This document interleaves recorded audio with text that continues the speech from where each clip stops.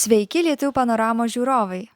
Ne. Sveiki vaizdo reportažo apie Lietuvių panoramą žiūrovai portale punskas.pl. Lietuvių panorama tai Balstogės televizijos laida, kurioje rodomas Punsko, Seinų ir Suvalkų krašto lietuvių gyvenimas, diskutuojama įvairiais probleminiais klausimais. Pastebėta, kad neretai Lietuvių panorama tapatinama su vaizdo įrašais, talpinamais šiame portale.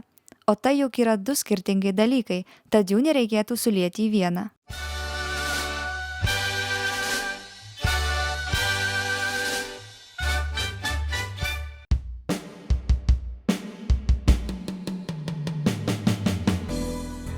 Lietuviškos televizijos laidos rengiamos nuo 1995 metų, truputį vėliau pradėtos rengti negu lietuviškos radio laidos per Balstogės radiją.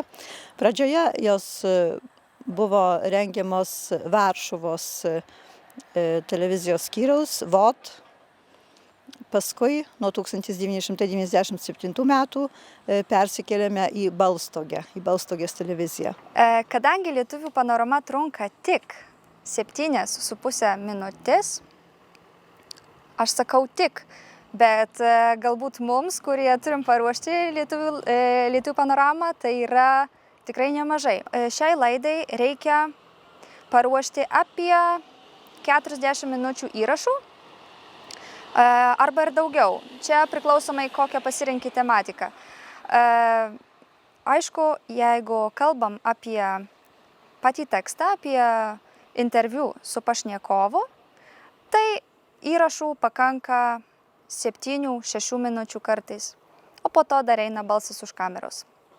Bet patiems vaizdams, pačiam dengimui reikia įrašyti daugiau kaip 40 minučių. Aš žinau, kad laidelės padaryti yra gana sunku ir sudėtinga, kadangi niekas nenori šnekėti.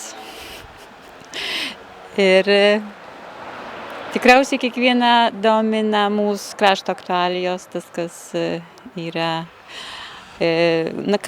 kuo gyvena mūsų krašto žmonės ir kiekvienas nori visada pamatyti save, bet nebetarpiškai, kad jis būtų kalbinamas. Nuo pat pradžių jas rengėme su vieninteliu tokiu pagarsėjusiu, ta prasme žinomu tuo metu mūsų krašte žurnalistu. Jis buvo tada spaudos žurnalistas Eugenijumi Petruškevičiumi. Su juo pradėjome rengti radio laidas, su juo pradėjome rengti ir televizijos laidas. Jas rengėme visą laiką Suvalkuose. Ir paskui buvo siunčiamos į Varšuvą pradžioje, paskui į Balstogę. Jų trukmė pradžioje buvo pusė valandos, todėl laidoje buvo ir studijos, įėjimai iš studijos, tai reiškia pranešėjas buvo. Žodžiu, ekrane pasirodydavo ir laidų vedėjas, pradžioje aš pati tas laidas vedžiau, užsakydavau paskiras medžiagas, paskiras temas, kadangi laidoje būdavo kelios temos. Pusės valandos laidoje, kada persikėlėme į Balstogės televizijos centrą, jos buvo 2 kartus į mėnesį po 20 minučių. Dažniausiai mano pašnekovais tai yra aktyvūs visuomenės veikėjai, dažniausiai. Bet žinoma, būna įvairiai, priklausomai nuo pasirinktos temos. Tenka ir keliauti pas ūkininkus ir pas vyresnio amžiaus žmonės, keliauti į kaimus, kalbinti juos arba apsilankyti mokykloje, kalbėti su moksleiviais. Bet dažniausiai tai yra, kaip ir sakau, tai aktyvūs visuomenės veikėjai, kadangi dėja, gal ir gerai, ne tik kad dėja, su jais paprasčiausiai ir lengviausia susitarti, nes labai sunku prikalbinti mūsų krašto žmonės, kad jie bent keli žodžius tartų į kamerą arba atsakytų paprasčiausią klausimą. Ar žiūrite lietuviškų laidų Lietuvių panoramų? Žiūrim. Ir kaip jums patinka jos? Labai patinka. O gal turite kažkokių tai pasiūlymų, ką galima pakeisti, apie ką būtų įdomu žiūrėti? Kad ilgiau. Labai trumpai būna. Aš tai žmonę kalbu. Norėtumėt, kad rodytų? Kad ilgiau būtų, labai būtų. toliau. Bet nespėjam tik tai išjungti viskas ir jau pradingsta. Labai norim, kad ilgiau būtų.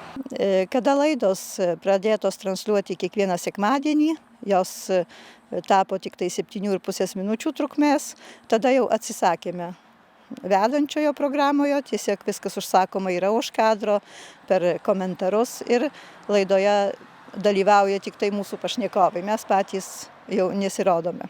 Žinoma, karts nuo karto sulaukiu Lietuvių panoramos žiūrovų atsiliepimų. Pirmiausiai, tai žinoma, kad tai bus tėvai, broliai, giminaičiai, o po to visi kiti.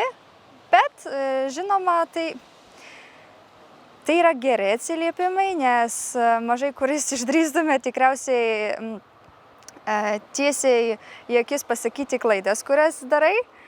Bet žinoma, laukiam atsiliepimų ir komentarų, ką galima patobulinti, ką pakeisti, kuo susidomėti, ką atkreipti dėmesį. Net sunku pasakyti, ko trūksta, nes žiūrim retkarčiais. Tai kaip bendro vaizdo ir nesusidaręs. Aš visą laiką galvoju, kad mūsų krašto, gal ir kiekvieno krašto ateitis tai yra mūsų vaikai, mūsų jaunimas. Ir užtat norėtųsi kuo daugiausiai laidų, kur vaikai dalyvautų. Gal aš ir pati dirbu šioje srityje, tai gal užtat ir tokios mintys. Bet vaikams tada būna smalsu pamatyti save ir jie noriai tada prisijungia prie siūlomų kažkokių naujų veiklų. Jaunimas, kiek žinau, išbėgiojęs yra iš mūsų krašto, bet jie sugrįžta ir įvairius renginius ruošia. Tikriausiai ir senimas turi savo gražių renginių. Ir vertėtų ir juos rodyti, be abejonės. Ar žiūrėt lietuviškų laidų Lietuvių panoramų? Žiūrom. Ar jums jos patinka? Labai. O gal turit pageidavimų, ką būtų galima pakeisti, apie ką daugiau rodyti? Kad daugiau rodyti, ilgesnis programas būtų. Žiūrovai nelabai linkia atsiliepti taip betarpiškai į akis, o jeigu atsiliepia, tai tik tai dažniausiai gerai. Jei pakritikuoja, tai nebent už akių. Bet, kaip minėjau, būna ir tada tikrai pajunti, kad tavo darbas yra reikalingas. Kai tikrai net ir paskambina žmonės ar susitikę, pasako, kad buvo labai įdomi laida, kad tiesiog vertinga, kad jie kažką sužinojo ar jiems patiko kitokio atžvilgiu. Ir būtent tokie atsiliepimai ir skatina vis dar dirbti šioje srityje bent truputį ir stengtis.